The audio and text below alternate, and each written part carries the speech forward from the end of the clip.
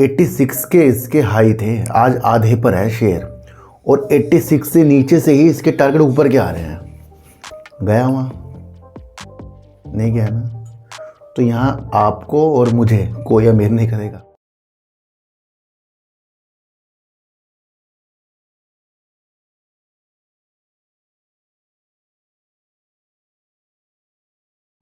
नमस्कार, मैं स्वागत करता हूं आपका अपने ही चैनल पर जिसका नाम है सार्थक बाजार से। आज हम बात करेंगे सुजलोन एनर्जी की और बात करेंगे विशाल मेगा मार्ट की। सर देखो सर, दोनों कंपनियों के ऊपर न्यूज़ है और दोनों ही चीज़ों को आपको समझना है। जब आप किसी के द्वारा कोई टारगेट आपके सामने आते हैं, विश्लेषक करते हैं भैया, अपनी अपनी नीतियाँ बताते हैं और बाज़ार के अंदर वो शेयर गिर रहा हो तो फिर वहाँ धैर्यता से आ जाती है हमारे अंदर कि भैया इसके टारगेट तो ऊपर के आ गए।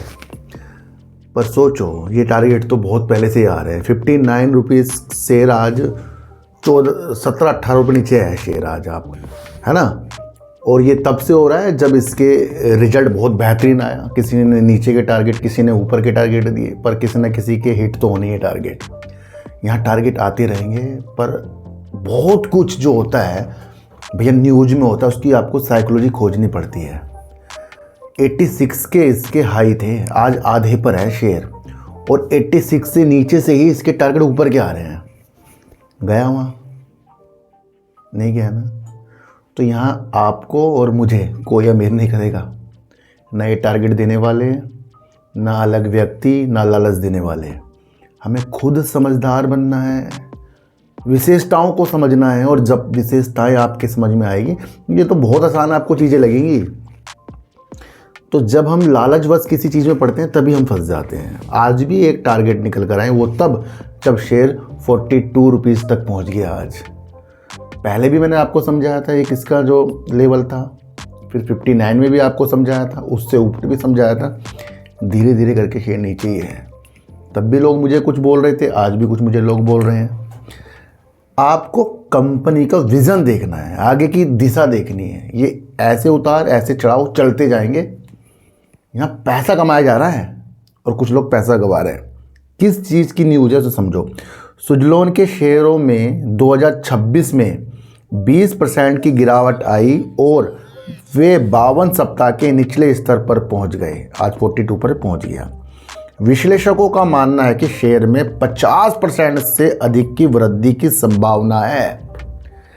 देखो सर, ICICI सिक्योरिटीज़ ने इसका जो आज का निचला स्तर है, यहाँ से इसे 50% अप में देखा और करीब करीब 65 रुपये करीब के वो टारगेट दे रहे हैं।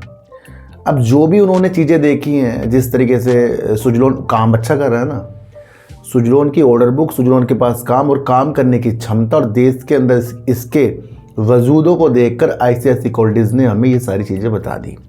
इससे पहले भी बहुत लोग आए थे, उन्होंने भी चीज़ें बताई थी। देखो सर, मेन तो काम ही है और काम अगर आप समझ गए तो फिर वहाँ समय है। हो सकता है इनके टारगेट पूरे हो जाएं, ना भी हों, पर बताइए बिल्कुल सही रहे हैं, क्योंकि जो जो काम है वो तो दिख रहा है ना, पर उसके बावजूद भी तो शेयर नीचे है ना। तो यानी कि एक ऐसी शक्ति यहाँ पर है, शक्ति कह लो या ऑपरेटर कह लो, कि वो आपके हृदय को, आपकी सोच को पलट देंगे। तो सोच कौन सी है? सोच हमारी टेम्परेरी है, तभी पलटी जाती है। और सोच अच्छी अगर हो जाए तो हम क्यों बेकार में हर एक तरफ भी घुस जाएं। कुछ को अपने को समझाना है। ये गिरावटें तब भी हो रही हैं जब कंपनी ने एक अपना विजन बताया था 2.0 का एक अपना विजन बताया था, जहां कंपनी का उद्देश्य था पवन ऊर्जा के समाधानों से आगे बढ़कर सौर ऊर्जा और बैटरी ऊर्जा भंडार प्रणाली नवीकरणीय ऊर्जा की तरफ आगे विस्तार के साथ आगे बढ़ना था। और जो ये अभी इसकी चीज़ें आपको देखने को मिली, सारी पॉजिटिव देखने को मिली। पर कुछ विश्लेषकों ने हमें क्या बताया था कि भैया भूमि का अधिग्रहण, ग्रिड से कनेक्टिविटी, तो उनको वो रिजल्ट में Q3 में दिखा था। तो वो कुछ लोगों ने इसे निगेटिव भी बताया था। पर कंपनी का एक विज़न है, पर वो विज़न आज और कल के भी नहीं होते ना, तो आपको ये समझ कर चलना पड़ेगा। तो ये वो सारी चीज़ें हैं जिसे हम समझ तो लेते हैं कि ये चीज़ आई है हमारे सामने, पर उसका निष्कर्ष नहीं निकाल पाते। क्यों? क्योंकि जिस चैनल पर ये न्यूज़ आती हैं वो नीचे तो डिस्क्लेमर खुद दे के रखते हैं। भैया अपने दोबारा वर्क कीजिए, अपने निवेश जो सलाह आपको देंगे उनसे आप सलाह लीजिए। यहाँ सिर्फ न्यूज़ दी गई है, तो जब न्यूज़ दी गई है तो उसको आपको न्यूज़ की तरह समझना पड़ता है, ज़्यादा उत्साहित तो हमें नहीं होना पड़ेगा। सुजलोन का काम कुम बिल्कुल बैश, सब कुछ सही, शेयर गिर रहा है ना, तो यहाँ तो आपको खुद मजबूत होना पड़ेगा, 2030 के लक्ष्य देखने पड़ेंगे, या फिर ऐसी ऐसी भावना में आपको खोना पड़ेगा। दोनों तरफ की विधि आपके पास ही होती है। विशाल मेगावाट का आईपीओ दिसंबर 2024 में आया और आज इसके अंदर काफ़ी बड़ी गिरावट, तेजी के बाद आई है ना, 2-4 तेजी थी, फिर गिरावट आई है काफ़ी बड़ी। अब इसके फंडामेंटल ही इस कंपनी की मजबूती बता रहा है। आज जो गिरावट हुई वो तो कुछ लोगों को लगी कि भैया ये गिरावट हो गई है, ये हो गया, वो हो गया, पर अगर आज इसके हम फंडामेंटल पे विस्तार की नज़र डालें तो कंपनी दिख रही है काफ़ी मजबूत, और वही आपके लिए बहुत बेटर हो सकती है। तो दिसंबर 2024 में इसका आया था आईपीओ। क्या न्यूज़ निकल कर आ रही है, विशाल मेगामार्ट के शेयरों में आज 60% तक की गिरावट आ गई है, सबकी नज़रों में आ गई है। क्यों आ गई है? क्योंकि ब्लॉक डील के माध्यम से 7,915 करोड़ रुपए मूल्य की 14% इक्विटी का हस्तांतरण हुआ है। देखो सर, प्रमोटर ने अपने हिस्सेदारी को बेच दिया। अगर प्रमोटर अपनी हिस्सेदारी को धीरे धीरे पब्लिक को पकड़ा कर जा रहे हैं तो वो होता है निगेटिव, और अगर ब्लॉक डील के माध्यम से वो एफआईज डीआईज को अपनी होल्डिंग दे के जा रहे हैं तो वो दूर के हिसाब से अच्छा होता है। तो ये जो कोई बड़ी न्यूज़ नहीं है जिससे हम इसे दिल पे लगा लें कि भैया गिरावट होगी बेकार। ये तो एक अपनी हिस्सेदारी को इन्होंने एफआईज या डीआईज में दी है, वो तो बाद में पता लगेगा किसके पास ये चीज़ें गई हैं। तो इस पर आपकी नज़र तो रहनी चाहिए, पर इसके काम धंधों पे आपको नज़र रखनी चाहिए, क्योंकि विशाल मेगामार्ट का आपके शहर में भी मॉल होगा ना, बाज़ार होगा इनका, वहाँ आप देखते होंगे, वहाँ से कपड़े उपड़े काफ़ी चीज़ें वहाँ से मिलती हैं इनके उसमें से मार्ट में।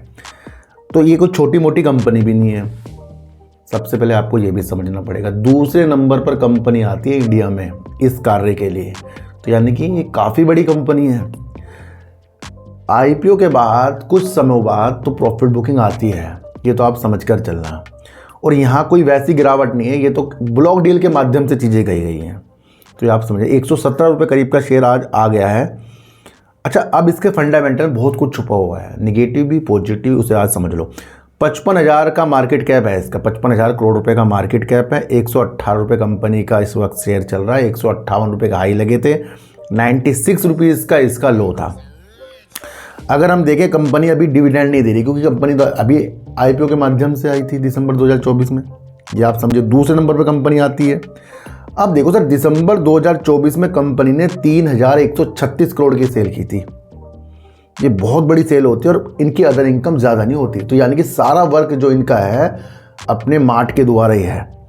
और अब दिसंबर 2025 में कंपनी ने 3,670 करोड़ की सेल की थी, यानी कि ये इम्पोर्टेंट बना पड़ा है आपके लिए, आप समझ के चलना, क्योंकि सेल काफ़ी ज़्यादा कंपनी कर रही है। और प्रॉफिट देखे 313 करोड़ कंपनी ने प्रॉफिट भी किया था। और अगर हम कंपनी के पास रिजर्व देंगे, भैया ये चलते रहते हैं ऐसे, कंपनी के पास 2,227 करोड़ के रिजर्व भी हैं, 1,871 करोड़ के उधार भी है, ये कोई वो नहीं है, लेकिन कंपनी सेट है। कैश फ्लो अगर हम देखें कंपनी का, तो कंपनी अपने ऑपरेटिंग एक्टिविटी से पैसा डाल भी रही है। दूसरा, कंपनी अपने कर्जे को भी कम कर रही है। अब देखो सर क्या चीज़ आई है, तो सर दिसंबर 2024 में इसका आया था आईपीओ, 76% उस वक्त प्रमोटर थे और पब्लिक 7.51% थी। अधिकतर एफआईज और डीआईज इसके प्रमोटर के बाद ये थे। जब मार्च 2025 में जब भी कंपनी ने अपनी होल्डिंग को कम किया है, एक पॉजिटिव संकेत दिख रहा है कि वो चीज़ पब्लिक के पास नहीं गई है, पब्लिक तो उल्टा इसके अंदर से कम हो रही है, वो गई है एफआईज और डीआईज के पास। यानी मार्च 2025 में कंपनी 74.55% हो गई, फिर 54% हो गई, फिर 54.11% हो गई। लगातार हर क्वार्टर में अगर आप देखें तो प्रमोटर कम हो रहे हैं। और आज भी अगर कंपनी के अंदर से प्रमोटर ने अपनी होल्डिंग को कम किया, वो भी 14%, तो भैया आप कितने प्रमोटर इसके अंदर बैठ जाएंगे? 40%। तो यानी कि प्रमोटर अपनी होल्डिंग को कम करते जा रहे हैं, ये एक हिसाब से है निगेटिव, लगातार कम कर रहे हैं, ये आपको समझ कर चलना पड़ेगा। वैसे बहुत सी ऐसी कंपनियां हैं, अच्छी कंपनियां, जिनमें प्रमोटर भी नहीं होते। फिलहाल ये दृष्टि दिखा रहा है कि कहीं ना कहीं अपनी हिस्सेदारी को बेचा जा रहा है, और अब इसका जो होल्डिंग मार्च में आएगा तो वहाँ आपको देखने को मिलेगा कि कहीं ना कहीं 40% इसके अंदर प्रमोटर आपको देखने को मिलेंगे। अब एफआईज 15.52% है, डीआईज कंपनी के अंदर 25.47% और पब्लिक यहाँ भी कम हो रही है जो 4.92% है। दिसंबर 2025 का ये शेयर होल्डिंग पैटर्न है। एक खास बात यह है कि पब्लिक के पास शेयर नहीं जा रहे हैं डीआईज और एफआईज की तरफ, तो दोनों इस कंपनी की तरफ मजबूती की पकड़ बनकर बैठे हैं और डीआईज देश के ही संस्थागत निवेशक होते हैं। तो ये वो ब्लॉक डील का मसला था जहां पर कंपनी ने अपनी और 14% की हिस्सेदारी को बेच दिया, यानी प्रमोटर अब कम हो रहे हैं, ये होता है नेगेटिव। और ये सारी विधियां मैंने आपको समझा दी है ना। तो भैया मैं ये नहीं कहूँगा कि इसको खरीदना इसको बेचना है, मैंने तो आपको न्यूज़ बताई है, वो चीज़ें बताई है जहाँ इसका फंडामेंटल से बहुत मजबूत दिखा रहा है, पर शेयर होल्डिंग पैटर्न हमें कुछ और भी दिखा रहा है, वो भी मैंने आपको बताया।